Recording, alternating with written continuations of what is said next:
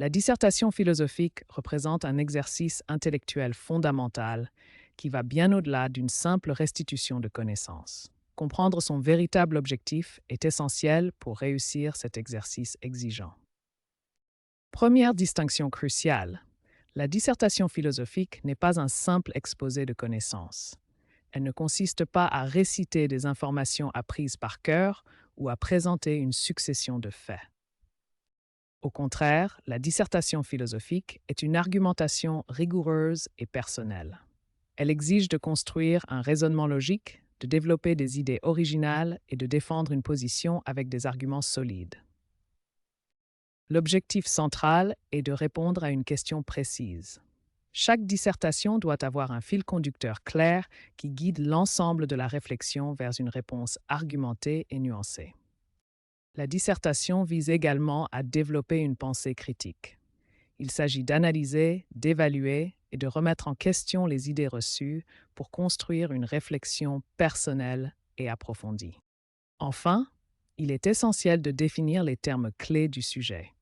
Cette étape fondamentale permet de clarifier le sens des concepts utilisés et d'éviter les malentendus qui pourraient compromettre l'ensemble de l'argumentation.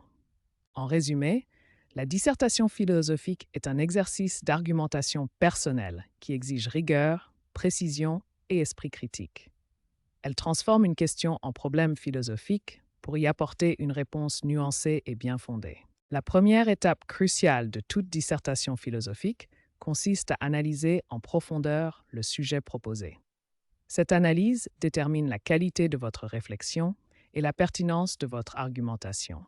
L'analyse du sujet repose sur 3 piliers fondamentaux. D'abord, l'identification des concepts clés qui structurent la question. Ensuite, la mise au jour des présupposés implicites. Enfin, la détermination des enjeux philosophiques sous-jacents. Pour identifier les concepts clés, vous devez d'abord définir chaque terme important du sujet, puis chercher les relations qui les unissent. Il faut également repérer les ambiguïtés possibles et préciser le sens philosophique de chaque concept. Les présupposés sont comme la partie immergée d'un iceberg. Ce qui est explicite dans le sujet ne représente qu'une petite partie. Il faut révéler ce qui est implicite en se demandant ce qui est tenu pour acquis, quelles valeurs sont sous-entendues et quels cadres de pensée sont présupposés. Déterminer les enjeux philosophiques, c'est comprendre dans quel domaine de la philosophie le sujet s'inscrit et quelles conséquences il implique. Il faut identifier quels domaines sont concernés, quelles traditions s'opposent et quel impact cela a sur notre vision du monde. Prenons un exemple concret pour illustrer cette méthode d'analyse. Considérons le sujet. La liberté consiste-t-elle à faire ce que l'on veut? Analysons ce sujet étape par étape. Les concepts clés sont la liberté, le vouloir et le faire, chacun nécessitant une définition précise. Les présupposés incluent l'idée que la liberté serait liée à la satisfaction des désirs. Les enjeux touchent l'éthique et la politique, questionnant la responsabilité morale et les contraintes sociales. En résumé, l'analyse approfondie du sujet suit 4 étapes essentielles. Une lecture attentive, l'identification des concepts clés, la révélation des présupposés et la détermination des enjeux philosophiques. Cette analyse constitue la fondation indispensable de toute dissertation philosophique réussie. La problématisation constitue l'étape cruciale qui transforme une simple question en véritable problème philosophique. Cette démarche révèle les tensions et contradictions cachées dans le sujet. Qu'est-ce que la problématisation? C'est l'art de révéler les enjeux philosophiques cachés derrière une question apparemment simple. Il s'agit de montrer pourquoi cette question mérite une réflexion approfondie. Pour problématiser efficacement, il faut identifier 3 éléments clés: les contradictions apparentes, les paradoxes sous-jacents et les tensions conceptuelles. Ces éléments révèlent la complexité philosophique du sujet. Prenons un exemple concret. La question « Faut-il obéir aux lois ?» semble simple, mais la problématisation révèle une tension fondamentale. Comment concilier l'obéissance nécessaire à l'ordre social avec l'autonomie morale de l'individu? Voici 3 techniques efficaces pour problématiser. Premièrement, questionner les évidences en remettant en cause ce qui semble naturel. Deuxièmement, Explorez les implications en suivant les conséquences logiques. Troisièmement, confrontez les perspectives en opposant différents points de vue. Autre exemple, la question «L'art doit-il être beau?» La problématisation révèle une tension entre la fonction esthétique traditionnelle de l'art et sa capacité à exprimer la vérité, même dérangeante. Cette tension ouvre un véritable débat philosophique. La problématisation transforme ainsi une question simple en véritable enjeu philosophique. Elle révèle les tensions conceptuelles et ouvre la voie à une réflexion approfondie. C'est cette étape qui donne sa profondeur à la dissertation philosophique. L'élaboration d'une thèse constitue l'étape cruciale où vous devez prendre position de manière claire et argumentée face aux problèmes philosophiques que vous avez identifiés. Qu'est-ce qu'une thèse philosophique? Une thèse est une réponse argumentée et personnelle aux problèmes que vous avez posés. Elle constitue votre position intellectuelle face à la question philosophique.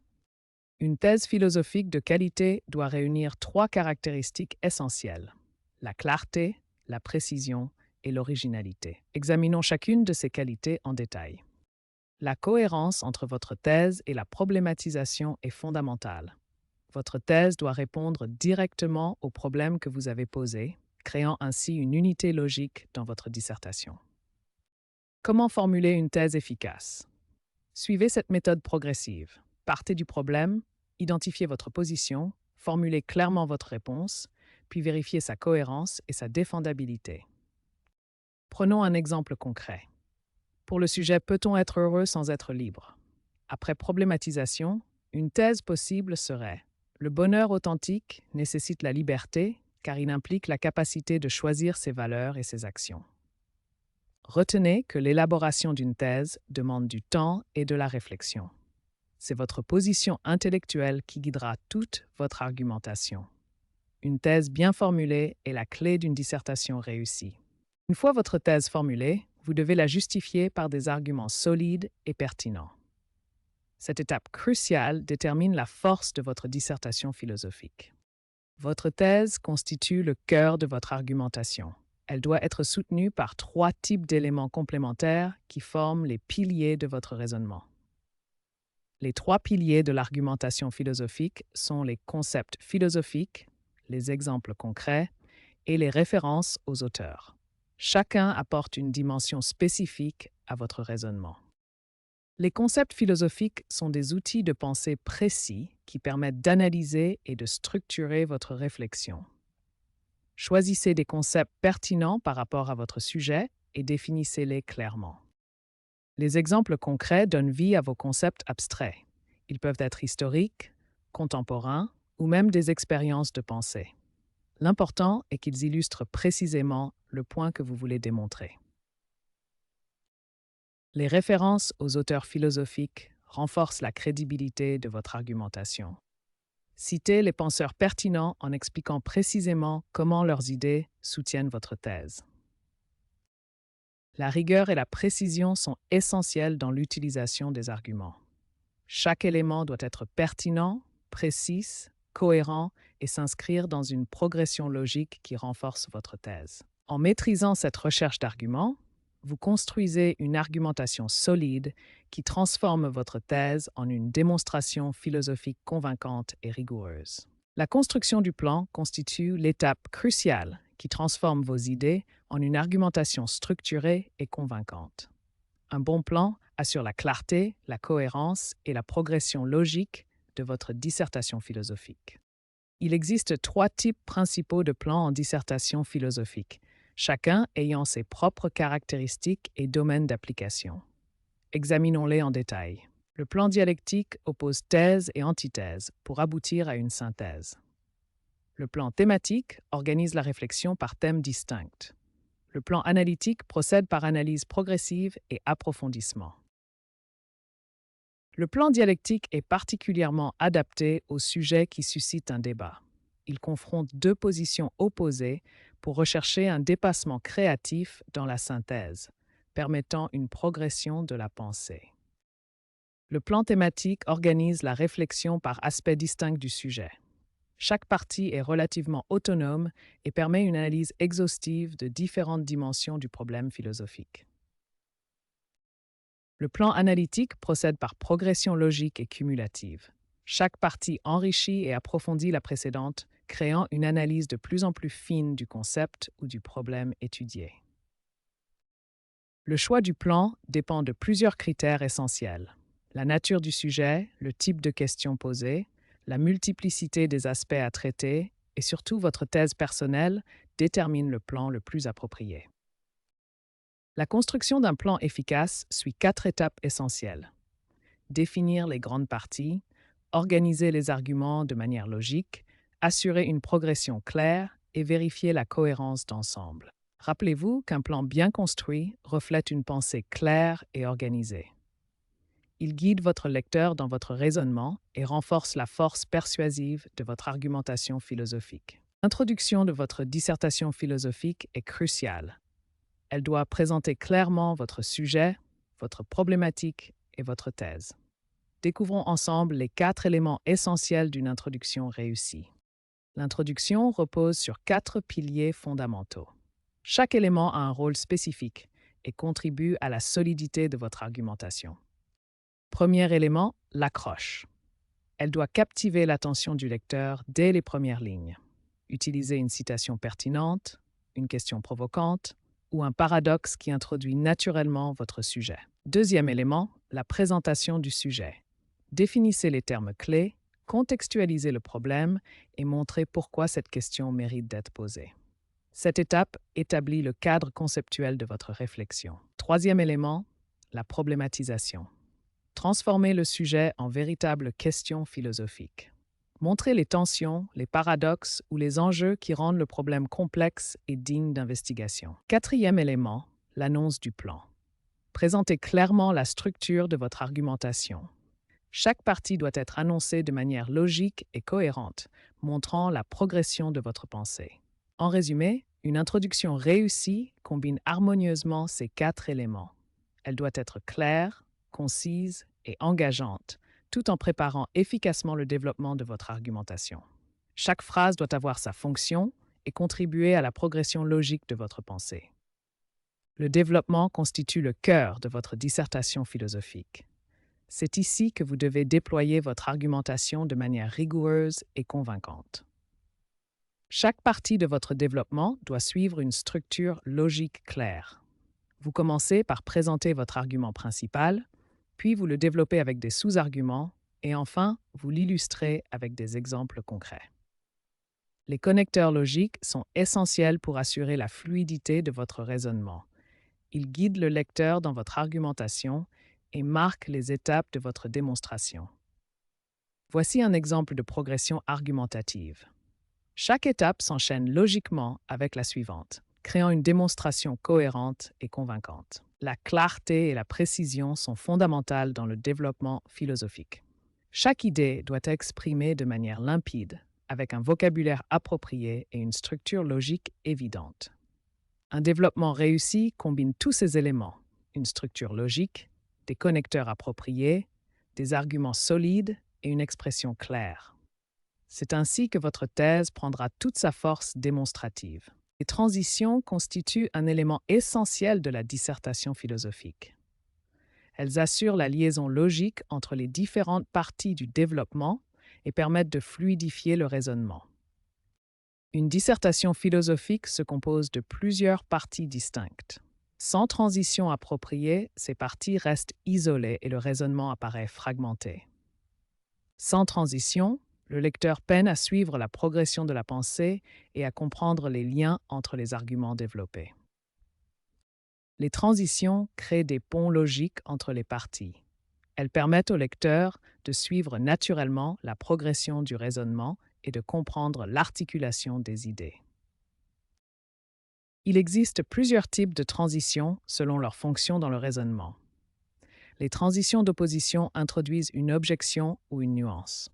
Les transitions de progression ajoutent un nouvel argument qui renforce la démonstration. Les transitions de synthèse permettent de tirer une conclusion partielle ou de récapituler les acquis du raisonnement. Voici des exemples concrets de transitions efficaces. Chaque transition doit faire le bilan de ce qui précède et annoncer ce qui suit. Ces transitions créent une continuité logique qui guide le lecteur dans la progression du raisonnement philosophique. Pour réussir vos transitions, évitez les formules mécaniques. Adaptez chaque transition au contenu spécifique de votre argumentation et veillez à maintenir la fluidité naturelle du raisonnement. Une transition réussie prépare le lecteur à ce qui suit, tout en consolidant ce qui vient d'être démontré. Elle constitue un élément clé de la cohérence argumentative de votre dissertation. La conclusion d'une dissertation philosophique constitue l'aboutissement de votre réflexion. Elle doit synthétiser votre parcours intellectuel tout en ouvrant de nouvelles perspectives. Une conclusion réussie comprend 3 composantes essentielles qui s'articulent de manière logique et progressive. Le rappel de la thèse ne consiste pas à répéter mécaniquement votre position initiale. Il s'agit de la reformuler avec la richesse acquise au cours de votre développement, en montrant comment votre réflexion s'est approfondie. Le bilan des arguments constitue le cœur de votre conclusion. Il s'agit de montrer comment vos différents arguments s'articulent pour former un ensemble cohérent et convaincant, en soulignant la progression logique de votre pensée. L'ouverture ne doit pas être artificielle ou plaquée. Elle prolonge naturellement votre réflexion en montrant que le problème philosophique étudié s'inscrit dans des enjeux plus larges et continue de nourrir la pensée contemporaine. Pour rédiger une conclusion percutante, évitez les formules convenues comme en conclusion ou pour conclure. Restez fidèle à votre style personnel et terminez sur une note qui marquera l'esprit du lecteur. La conclusion couronne votre dissertation en transformant une simple réponse à une question en une véritable réflexion philosophique. Elle montre que vous avez non seulement résolu le problème posé, mais aussi ouvert de nouveaux horizons de pensée. La culture philosophique constitue le fondement indispensable de toute dissertation philosophique de qualité. Elle représente l'ensemble des connaissances, des concepts et des références qui permettent d'enrichir et d'approfondir notre réflexion. La culture philosophique enrichit notre réflexion personnelle en nous apportant des concepts élaborés, des arguments éprouvés, des méthodes de pensée rigoureuses et une connaissance des grands débats qui traversent l'histoire de la philosophie. Pour développer une solide culture philosophique, il est essentiel de connaître les grands auteurs et leurs œuvres majeures à travers les différentes époques de l'histoire de la philosophie. De l'Antiquité avec Platon et Aristote, en passant par la philosophie moderne avec Descartes et Kant, jusqu'aux penseurs contemporains comme Nietzsche et Sartre, chaque époque apporte ses propres questionnements et méthodes d'analyse. Certaines œuvres constituent des références incontournables pour tout étudiant en philosophie.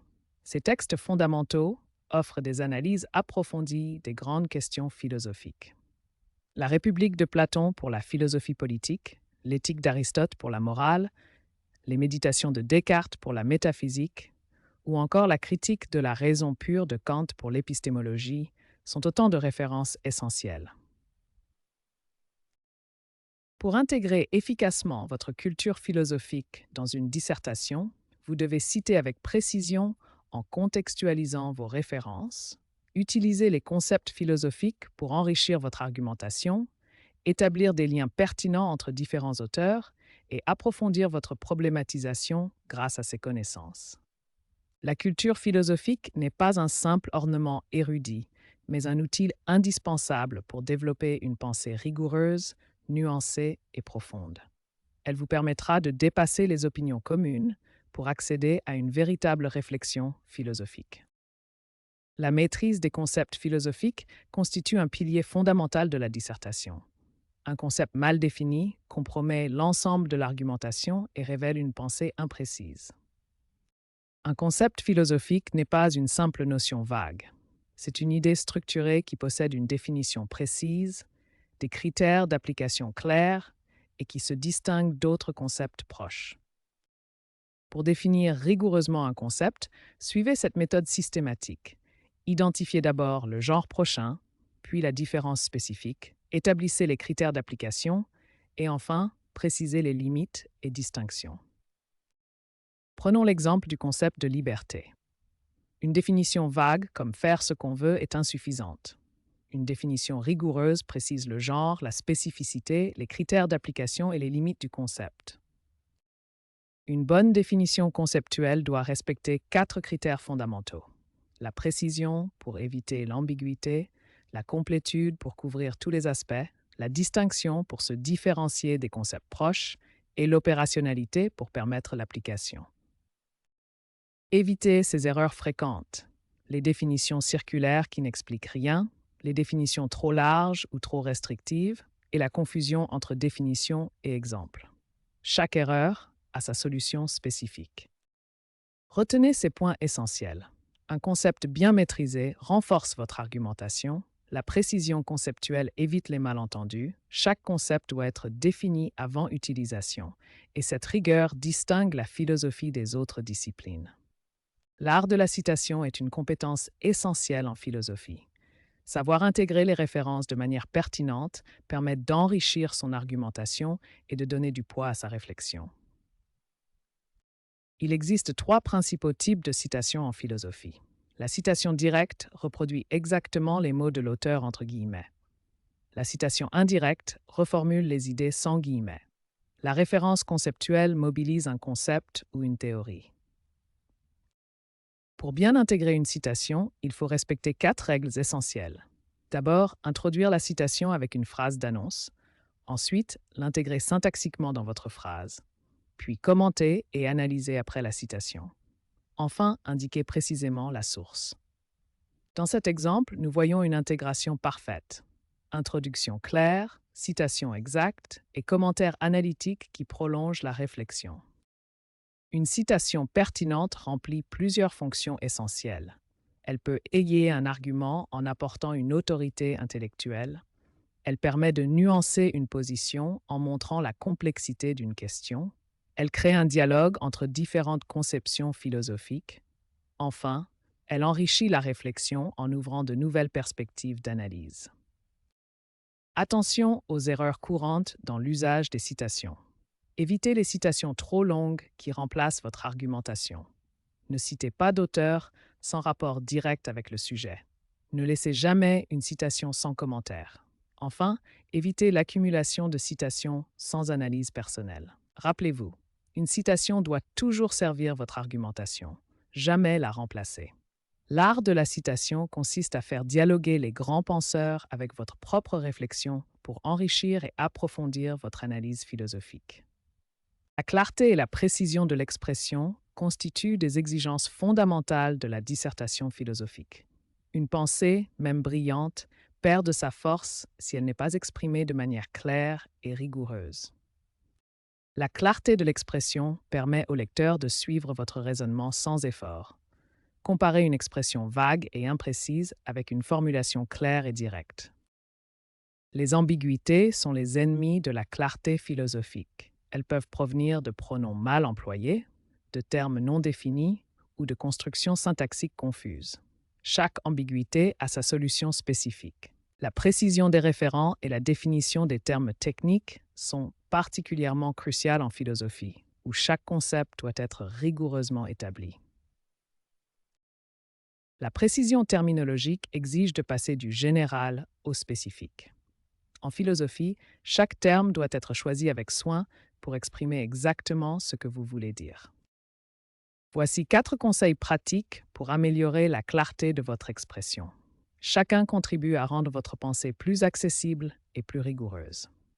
La simplicité syntaxique, la précision vocabulaire, l'explicitation des liens logiques et la relecture attentive forment ensemble les piliers d'une expression philosophique réussie.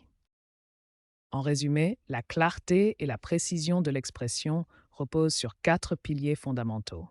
Maîtriser ces aspects vous permettra de communiquer vos idées philosophiques avec force et rigueur. Rappelez-vous, une pensée philosophique, même profonde, ne peut convaincre que si elle est exprimée avec clarté et précision. C'est là tout l'art de l'expression philosophique. La rigueur de l'argumentation constitue le fondement de toute dissertation philosophique de qualité. Elle exige une construction logique impeccable et l'évitement de toute erreur de raisonnement. La rigueur argumentative repose sur 4 piliers essentiels. D'abord, la cohérence logique entre toutes les idées présentées. Ensuite, un enchaînement valide des prémices vers la conclusion. Il faut également éviter toute contradiction interne. Et enfin, se prémunir contre les sophismes. Un argument valide suit une structure logique précise. Les prémices constituent les fondations du raisonnement. Elles doivent être vraies et pertinentes. La conclusion découle nécessairement de ces prémices par un lien logique incontestable.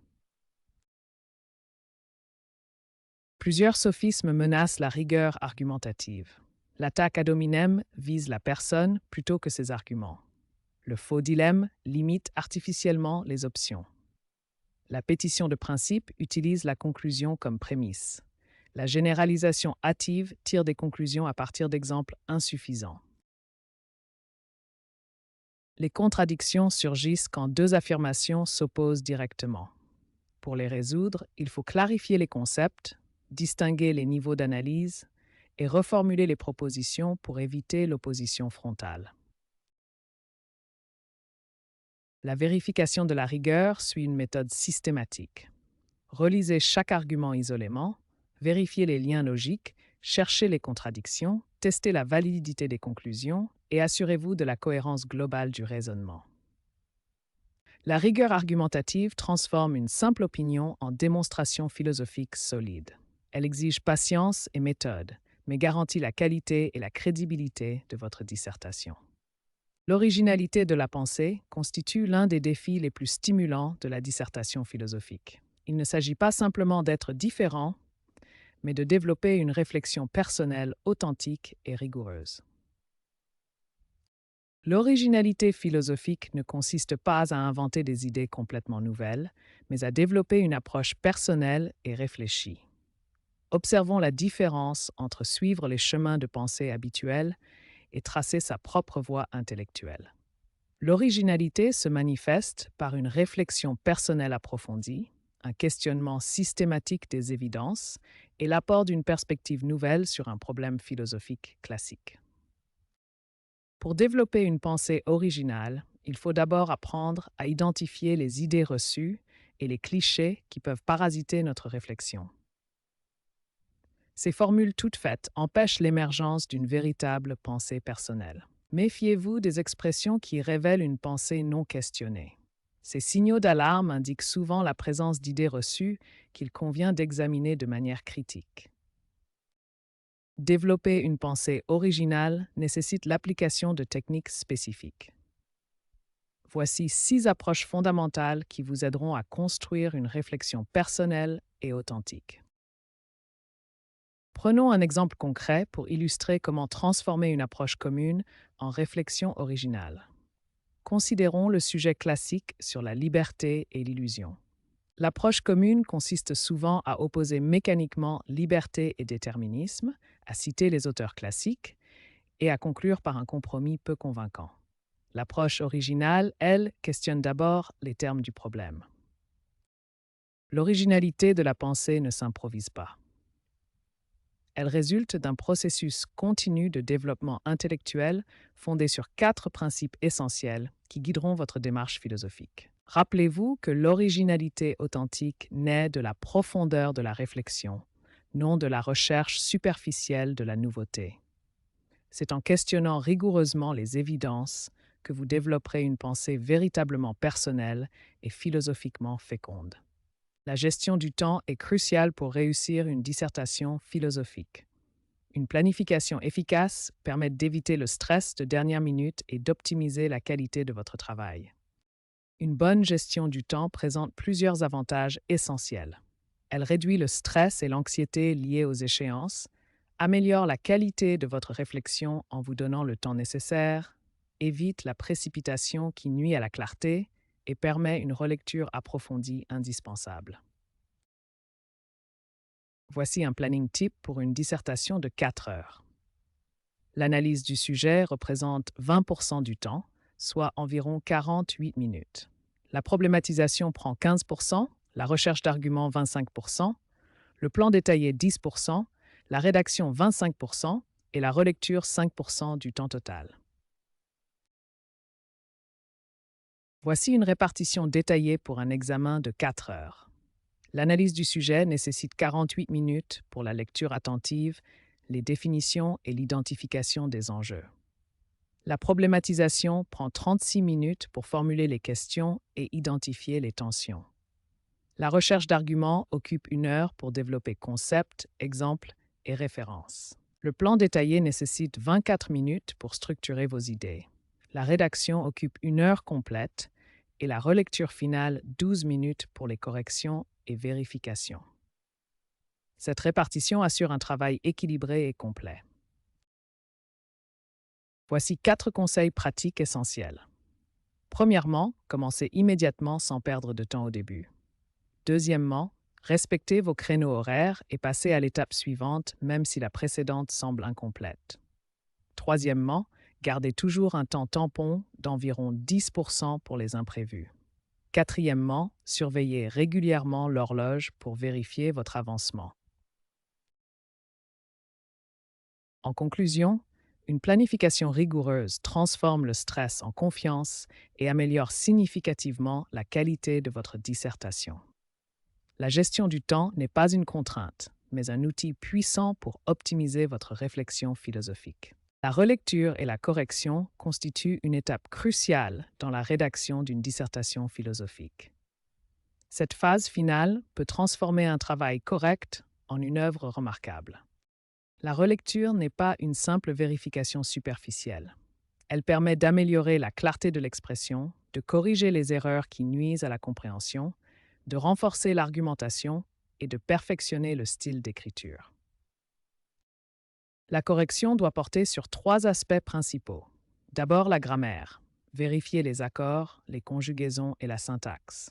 Ensuite, l'orthographe. Traquer les mots mal écrits, les accents oubliés et les erreurs de majuscules. Enfin, le style. Éliminer les répétitions, alléger les lourdeurs et améliorer la clarté. Adoptez une méthode de relecture systématique en 4 étapes. Première étape, une lecture globale pour avoir une vue d'ensemble. Deuxième étape, une lecture détaillée, phrase par phrase. Troisième étape, une lecture à voix haute pour repérer les maladresses. Quatrième étape, une vérification ciblée des erreurs spécifiques. Voici des conseils pratiques pour une relecture efficace.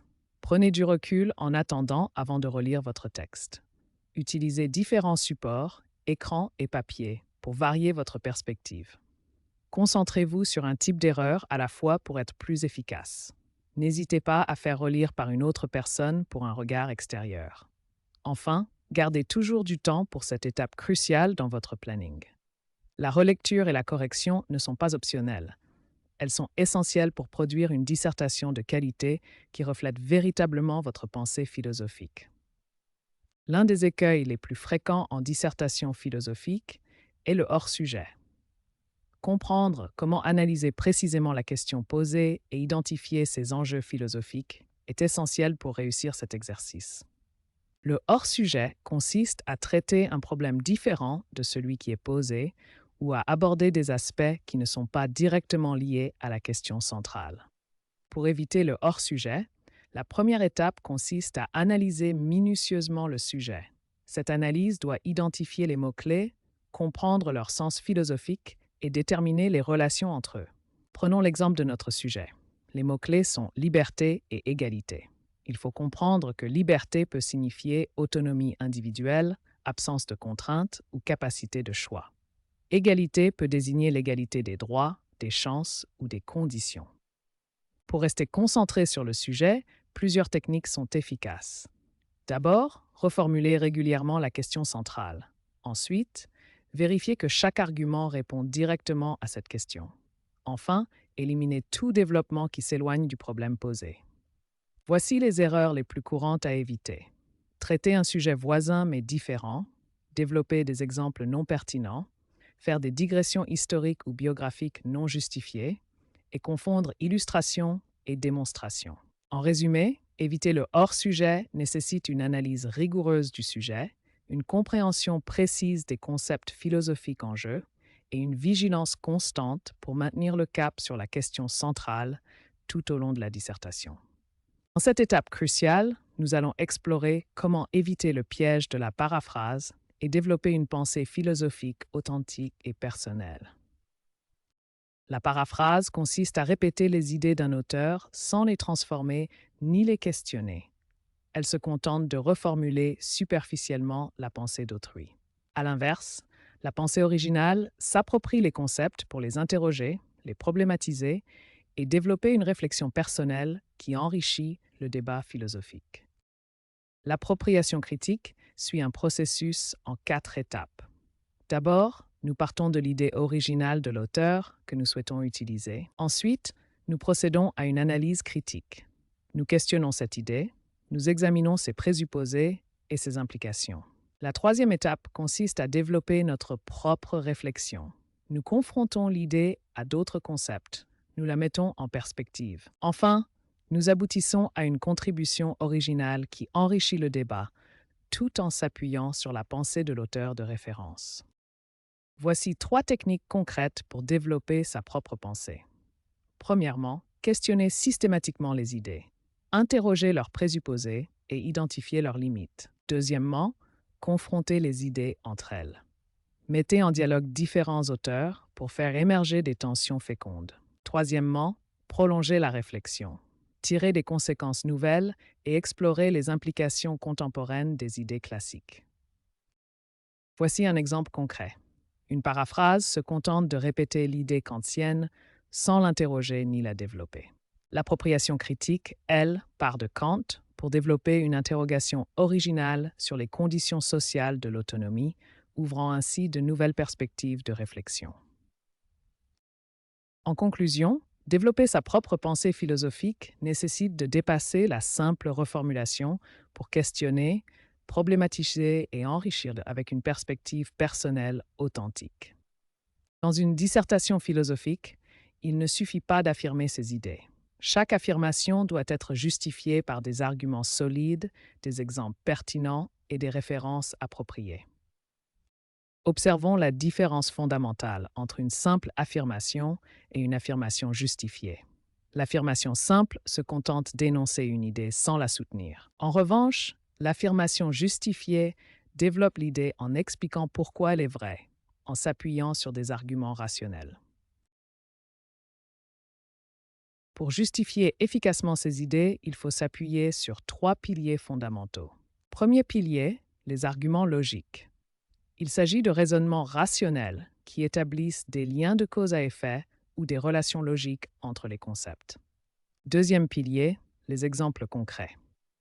Ils permettent d'illustrer et de rendre tangibles les idées abstraites, facilitant ainsi la compréhension du lecteur. Troisième pilier, les références philosophiques. Elles ancrent votre réflexion dans la tradition philosophique et montrent votre connaissance des auteurs et des concepts. Prenons un exemple concret. Voici une affirmation simple qui nécessite d'être justifiée. Voici la même affirmation, mais cette fois justifiée avec les 3 piliers. L'argument logique explique le mécanisme, l'exemple concret illustre le propos, et la référence philosophique l'ancre dans la tradition. Voici la méthode systématique pour justifier vos idées dans une dissertation philosophique. Première étape, énoncez clairement votre idée. Deuxième étape, expliquez pourquoi cette idée est vraie grâce à un raisonnement logique. Troisième étape, illustrez votre propos par un exemple concret qui rend votre idée tangible. Quatrième étape, ancrez votre réflexion en citant un philosophe ou un concept pertinent. Retenez cette règle fondamentale. Dans une dissertation philosophique, chaque affirmation doit être soutenue par une justification rigoureuse. C'est ce qui distingue la pensée philosophique de l'opinion personnelle. La forme de votre dissertation philosophique est tout aussi importante que le fond. Une présentation soignée facilite la lecture et valorise votre réflexion. Examinons les éléments essentiels d'une bonne présentation. Premièrement, pourquoi la forme est-elle si importante? Une présentation négligée peut nuire à la compréhension de vos idées, même les plus brillantes. La forme soutient le fond et facilite l'évaluation de votre travail. Concernant la mise en page, respectez ces principes fondamentaux. Utilisez des marges suffisantes, aérez vos paragraphes et structurez clairement votre texte. Chaque partie doit être visuellement distincte pour guider le lecteur. Pour la typographie, choisissez une police lisible comme Times New Roman ou Arial. Utilisez une taille de 12 points, un interligne de 1,5 et évitez les fantaisies typographiques qui nuisent à la lisibilité. L'orthographe et la grammaire sont cruciales. Une faute d'orthographe peut distraire le lecteur et nuire à la crédibilité de votre argumentation. Relisez attentivement et utilisez les outils de correction disponibles. En conclusion, rappelez-vous que la forme et le fond sont indissociables dans une dissertation philosophique. Une présentation soignée témoigne de votre rigueur intellectuelle et facilite la transmission de vos idées. Prenez le temps nécessaire pour peaufiner ces aspects formels. Nous arrivons au terme de notre exploration complète de la dissertation philosophique. Il est temps de faire le bilan de ce parcours exigeant mais profondément enrichissant. Au cours de ces 21 étapes, nous avons exploré 3 phases fondamentales. D'abord, l'analyse approfondie du sujet, puis la construction méthodique de l'argumentation, et enfin, la rédaction rigoureuse de la dissertation. Cet exercice est indéniablement exigeant. Il demande une rigueur intellectuelle constante, une gestion précise du temps et la capacité à construire une argumentation équilibrée et justifiée. Mais les bénéfices de cet apprentissage sont considérables. La dissertation philosophique développe votre pensée critique, affine votre capacité d'argumentation et enrichit profondément votre culture intellectuelle. Au-delà des compétences techniques, la dissertation philosophique opère une véritable transformation personnelle. Elle vous fait passer d'une pensée intuitive à une analyse rigoureuse, d'arguments spontanés à une argumentation structurée. Les compétences développées grâce à la dissertation philosophique constituent un investissement pour la vie. Elles vous accompagneront dans votre parcours professionnel, vos réflexions personnelles et votre engagement citoyen. Car la philosophie vous aura appris l'essentiel. Pensez par vous-même et pour vous-même.